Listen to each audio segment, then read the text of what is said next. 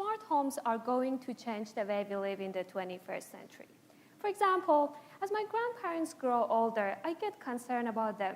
They might forget to turn the stove off or take their medicine. But, however, if your family is like mine, you know how important independence is as people get older. If smart homes could just monitor their activities, my grandparents could live more independently, giving them a higher quality of life while giving me the assurance that they're okay. A main requirement of smart homes is a reliable sensing system to detect people. But anybody who has had to wave their hands to turn the lights back on knows that current sensors don't work well and easily miss people. In my dissertation, I'm trying to replace these sensors with Wi-Fi routers, which are already everywhere, even in the millions of older buildings that do not have other sensors. All of the Wi-Fi devices in a building, such as cell phones, laptops, smart TVs, or refrigerators, form a wireless network. The idea of my research is to turn this into a sensor network and detect people by sensing the disturbance of this network caused by their bodies. How does it work?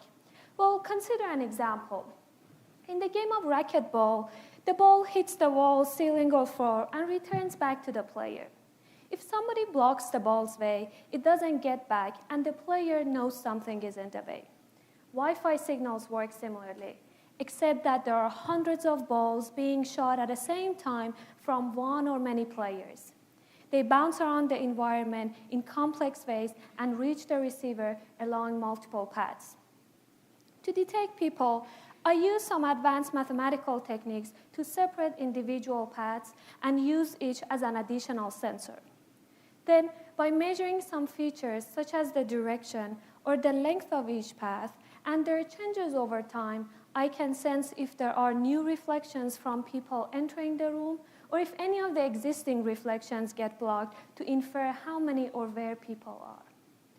To validate my proposed technique, I'm creating a test room with multiple connected devices to measure how much Wi-Fi signals are disturbed when people are in different locations. If that works, a wide range of new applications will be enabled that are not possible with today's sensors. Imagine a day when you walk out of the bedroom in the morning and the Wi-Fi that you're already paying for senses you and lets your house know to turn the lights on, start your coffee maker, and warm up your car to drive to work. At the same time, you receive a message from your parents' home that they're doing well and everything is okay. Thank you.